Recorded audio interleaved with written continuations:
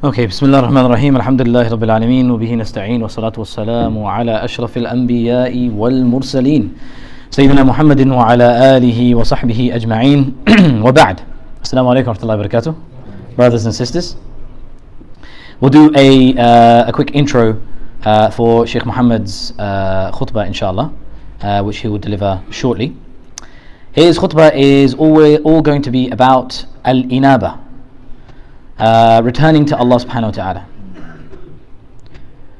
Allah subhanahu wa ta'ala, he says in the Quran, وَأَنِيبُوا إِلَىٰ رَبِّكُمْ وَأَسْلِمُوا لَهُ مِنْ قَبْلِ أَنْ يَأْتِيَكُمُ الْعَذَابُ ثُمَّ لَا تُنصَرُونَ. Return back to your Lord and submit to Him before a time comes where a severe punishment will befall you and you will not be helped in the slightest. Allah Azza wa Jalla also says with regards to Ibrahim alayhi salam, one of his characteristics was Inna Ibrahim la halimun awwahun munib. Verily Ibrahim was forbearing, he was halim. He was able to stand in the face of trials and tribulations and stand firm with his iman. Awwah, remorseful over the difficulties that he faced and perhaps the shortcomings that he exhibited. Munibun, ever returning to Allah subhanahu wa ta'ala and going back to Him.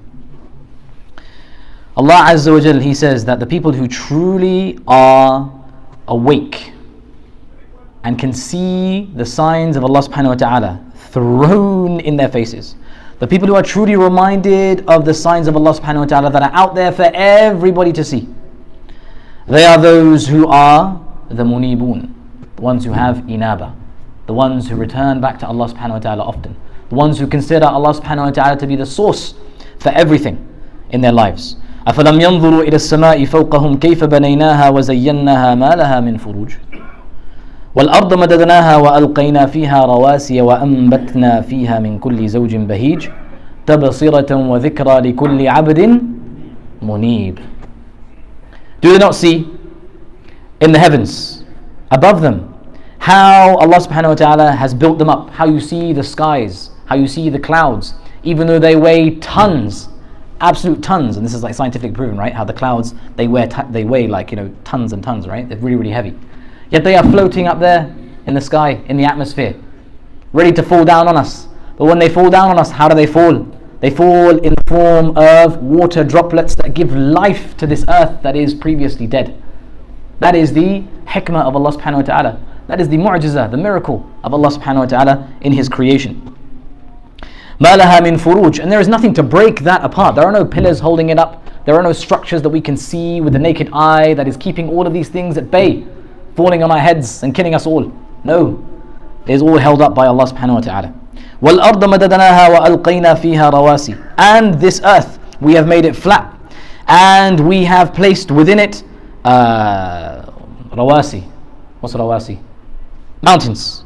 وَأَنْبَتْنَا فِيهَا مِنْ كُلِّ زَوْجٍ بَهِيجٍ. And for everything we have planted a pair of everything, male and female, two genders, right? Male and female. Allah subhanahu wa ta'ala has done all of that for us to see, for us to have a look at, for us to recognize the majesty of Allah subhanahu wa ta'ala in. All of these things are ayat, all of these things are signs that there is one true God. There is a creator of all of these things. And everything that we look at, from the skies above us, to the earth around us, to the trees in our faces, to the mountains that we cannot succumb and climb over, all of these things are all pointing towards the oneness of Allah subhanahu wa ta'ala, the majesty of Allah subhanahu wa ta'ala, the might of Allah subhanahu wa ta'ala. But who sees this? تَبْصِرَةً وَذِكْرَى لِكُلِّ عَبْدٍ مُنِيبٍ. Only those who turn to Allah subhanahu wa ta'ala, only those who have a connection with Allah subhanahu wa ta'ala see this for what it truly is. Everybody else looks at this land and says, you know what, there's a bit of real estate, I can make some flats there and maybe sell them on, right? Others look at the mountains and say, you know what, this needs to come down because I need to build a building here. We see the seas and we're like, you know what, this will be fantastic for landfill, so let's just chuck everything we've got in the sea and pretend it doesn't exist there. Oh, this land has oil in it, let me just excavate that and profit from all that comes out of it. Some people just look at it like that. But others, those who believe, look at it in a different way. They benefit from it just as everybody else benefits from it, but there is a different type of vision that they have because of that connection to Allah subhanahu wa ta'ala that they have. Allah Azza wa Jalla, He says, هُوَ الَّذِي يُرِيكُمْ آيَاتِهِ وَيُنَزِّلُ لَكُم مِّنَ السَّمَاءِ رِزْقًا وَمَا يَتَذَكَّرُ إِلَّا مَن يُنِيبُ. Those people who have inaba, those people who return back to Allah subhanahu wa ta'ala, they are the only ones who can truly see the ayat of Allah subhanahu wa ta'ala, as is in Surah Al-Ghafir. Now, there are two types of inaba. There's two types of returning back to Allah subhanahu wa ta'ala. There's inaba because of the rububiyyah of Allah subhanahu wa ta'ala, and there is inaba because of the uluhiyyah of Allah subhanahu wa ta'ala. Two very distinct things. Now, the inaba of rububiyyah literally means like the majesty of Allah subhanahu wa ta'ala, the fact that Allah subhanahu wa ta'ala is the creator and sustainer of all things, the fact that Allah subhanahu wa ta'ala is in control of all things, His qudra, His mashi'a, all of this stuff is part of the rububiyyah of Allah subhanahu wa ta'ala, right? Everybody in creation, everybody, Muslim, kafir, believer, disbeliever, religious, irreligious, somebody who's connected to Allah and somebody who's far from Allah, all of these people have this type of inaba in common. And it manifests itself in times of true difficulty. In times of true difficulty. You get the atheist, right? Plane's about to crash, and he's shouting out, "Oh my God, oh my God." Habibi, what God? What God? I swear you were like, no, we're just atoms in this world floating. When we die, we're going to go to nothing. And now suddenly you're calling out to a God? Helicopter crashing. There's a video of a guy going, "Oh Jesus." Habibi, what are you doing? You're an atheist. You don't even believe in Jesus being God, let alone the true God, Allah subhanahu wa ta'ala, right? Ajib, right? And Allah subhanahu wa ta'ala, He even documents this in the Quran. وَإِذَا مَسَّ النَّاسَ ضُرٌّ دَعَوْا رَبَّهُمْ مُنِيبِينَ إِلَيْهِ. Whenever some calamity hits mankind, the religious or the irreligious, they call to Allah subhanahu wa ta'ala and they return back to Him. مُنِيبِينَ إِلَيْهِ. Going back, hastening towards Allah subhanahu wa ta'ala. Right? ثُمَّ إِذَا أَذَاقَهُم مِّنْهُ رَحْمَةً إِذَا فَرِيقٌ مِّنْهُمْ بِرَبِّهِمْ يُشْرِكُونَ. But as soon as that difficulty goes away, as soon as that trouble in their life disappears, they go back to what they were doing, committing shirk with Allah subhanahu wa ta'ala, worshipping their own desires, following their own desires. Whatever they want, that's what they'll do. If they feel like, I need to smoke some weed, and then they're going to go smoke some weed because they just want to, and there's nobody out there to stop them. I need to drink some alcohol. They're going to go out and drink some alcohol. I need to deal in riba. They're going to deal in riba. I'm going to steal this. They're going to steal that, because there's nothing to stop them from doing so. A slave to their desires in every shape and form. Yeah? So that's what happens to everybody. So that's with regards to the inaba of rububiyyah. Now everybody shares that. Now what does the Muslim have that is different to everyone else with regards to his inaba, his returning back to Allah subhanahu wa ta'ala? The inaba that the believer has is the inaba of uluhiyyah. Right? And the inaba of uluhiyyah is made up of a handful of things. The first is that this type of inaba is based on the love of Allah subhanahu wa ta'ala. You return back to Allah subhanahu wa ta'ala not because you're going through some sort of difficulty or some sort of hardship and khalas, you go back, because that's what non-Muslims do too. But it's because you love Allah. Your connection with Allah subhanahu wa ta'ala is that strong that in times of goodness and in times of hardship, in times of ease and in times of suffering, you are always going back to Allah subhanahu wa ta'ala. Right? And that is the core of وَمَا خَلَقْتُ الْجِنَّ وَالْإِنسَ إِلَّا لِيَعْبُدُونَ. Allah subhanahu wa ta'ala has only created jinn and mankind except to worship Him. Right? And the basis of all of our worship is the love of Allah subhanahu wa ta'ala. Because there's levels to worship, right? Some of us worship Allah subhanahu wa ta'ala because we're afraid of His punishment. That's the lowest level. And do you know why it's the lowest level? Because as soon as your desires overcome you, you're not going to worry about your fear anymore. Your desires will always trump your fear. So if you worship Allah because you're afraid of Him or afraid of His punishment, that's the lowest level of ibadah. I'll give you an example. Man and a woman, together, alone. Right? Muslim, recognize that committing zina is a kabira from the kaba'ir. You do this, Allah's sakhat is going to be upon you. He's going to be very, very disappointed, very, very angry, and it's a major sin. And that's going to be on your records and your book of deeds. So far, that has stopped them both from doing anything.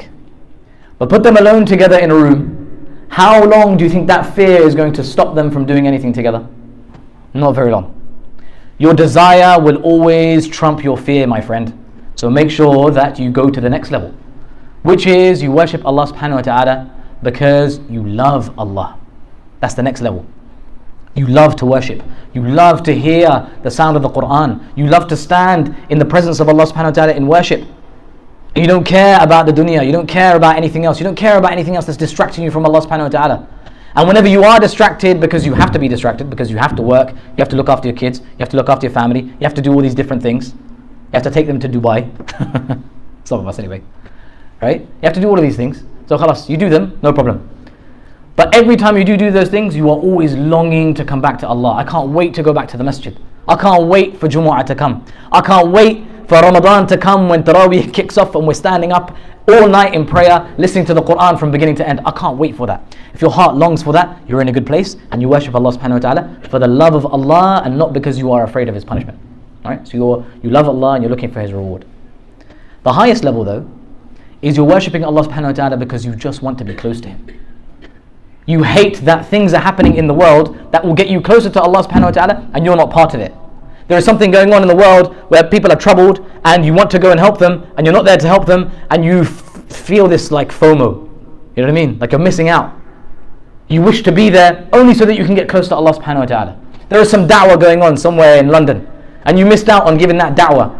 And you feel that emptiness in your heart, that longing in your heart that, you know what, I wish I was there. Not because you want to show everybody that, oh, I'm so knowledgeable, look at me giving da'wah, look at me arguing with the non-Muslims, look at me trumping them with all my intellectual arguments and reasoning. Not because of that stuff, no.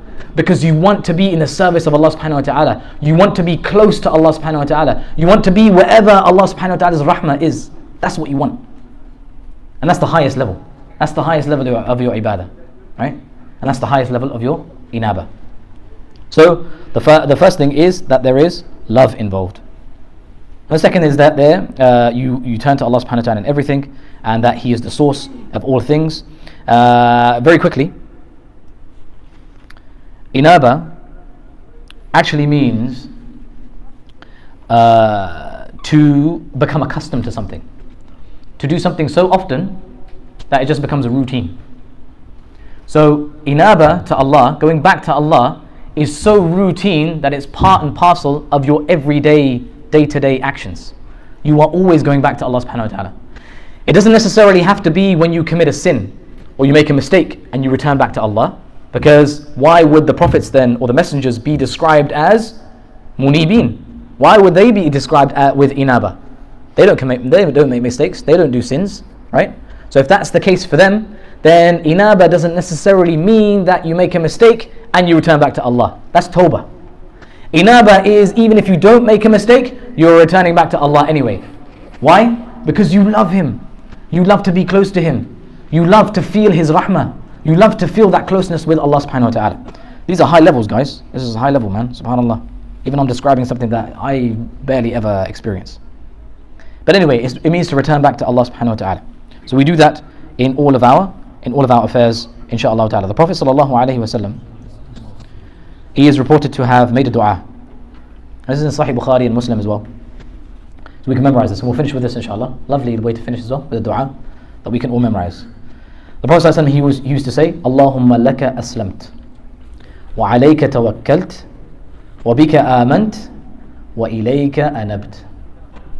Allahumma laka aslamtu, wa alayka tawakkaltu, wa bika amantu, wa ilayka anabtu. O Allah, I have submitted to you, and upon you I have relied, and in you I have believed, and to you I have returned. What a beautiful dua. Let us all memorize that inshallah. Let's recite it 3 times. Allahumma laka aslamtu, wa alayka tawakkaltu, wa bika amantu, wa ilayka anabtu. Allahumma laka aslamtu, wa alayka tawakkaltu, wa bika amantu, wa ilayka anabtu. Finally, Allahumma laka aslamtu, wa alayka tawakkaltu, wa bika amantu, وإليك أنبت. Let's all memorize that dua inshaAllah ta'ala and recite that in our sujood after our salah bi'idhnillahi ta'ala, that Allah subhanahu wa ta'ala accepts that from us. May Allah subhanahu wa ta'ala allow us all to be those who return back to Him, have that love in our hearts for Him and that longing to worship Him and get close to Him. Ameen ya Rabbil Alameen. And may He allow us to rise in our levels with regards to our ibadah, so we're no longer doing things out of fear anymore, but we are doing things out of love for Allah subhanahu wa ta'ala. Ameen ya Rabbil Alameen. Just a few announcements inshallah before we start the sunan and the khutbah itself. One sec. Bismillah. Where is it gone? Sorry guys. Yes, here we are. So the first announcement is the janazah of Dr. Sufi's father. Everybody knows Dr. Sufi used to be the old president here back in the day. Spent a long time volunteering here at the Masjid, trustee, member, all sorts, mashallah. He's the Amir of the Jama'at Tabligh here as well. I think he's the Amir anyway. Is he the Amir? I don't know, they might have changed. Anyway, so his father passed away, inna lillahi wa inna ilayhi raji'un, recently, and his janazah is going to be tomorrow after dhuhr. And there will be food served as well for the guests that come as well. So inshallah, please come to that. And there's an opportunity for you guys to give ta'ziyah to the family as well. We are looking for volunteers to help out with Visit My Mosque. Visit My Mosque is going to be held on the 24th, I believe, of September. So if you want to do that, that's when we open up the Masjid to non-Muslims, for them to come, check it out, for Muslims as well. But take them around the Masjid, give a bit of da'wah about Islam. There may be some exhibitions as well to take them through and stuff like that. So that'll be good to enhance a community cohesion and an opportunity to give da'wah as well inside the house of Allah subhanahu wa ta'ala. So if you're interested, you can register online. I don't think that's live yet, but it should be live by the end of today, inshallah. So if you're interested, please sign up to that, inshallah ta'ala. There's a clothes collection tomorrow, Saturday 19th August from 12:30 to 4 p.m. So they're collecting menswear, ladies' wear, children's wear, shoes, bags, phones, watches, etc., etc., etc., and jewelry. No books or Islamic literature. And don't leave anything inside or outside of the masjid. Only give it to the van that's going to be outside, the Islamic Relief van that'll be outside in the car park. That's tomorrow from 12:30 to 4 p.m. inshallah. So if you have anything at home that you want to get rid of and you want to donate to charity, inshallah, you can give it to them. Sisters Summer Fun Day at IANL on Sunday 27th August. I think we made announcements about this previously.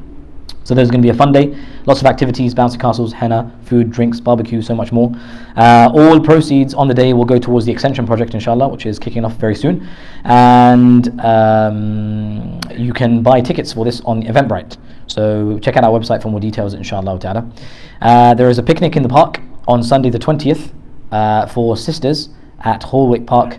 So check out the posters around the masjid for more information on that, bi'idhnillahi ta'ala. I think there might be some information on our website as well. Okay, that's it for the announcements. Bi'idhnillahi ta'ala, jazakumullahu khairah.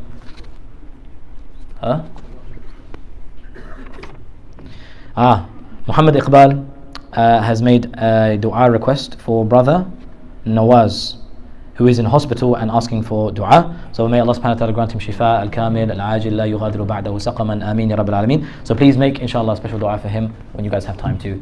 Jazakumullahu khair, guys. Wassalamu alaikum wa rahmatullahi wa barakatuh. Before I leave, can everybody just stand up? And before we do the adhan, inshallah, everyone just stand up and move over to the right as much as possible. Upstairs, downstairs, please do the same, inshallah. Heed my words. Stand up, please, and move over to the right as much as possible. If there's a little bit of space next to you on your right hand side, just fill that space up, inshallah. You will make space for somebody else coming in from outside.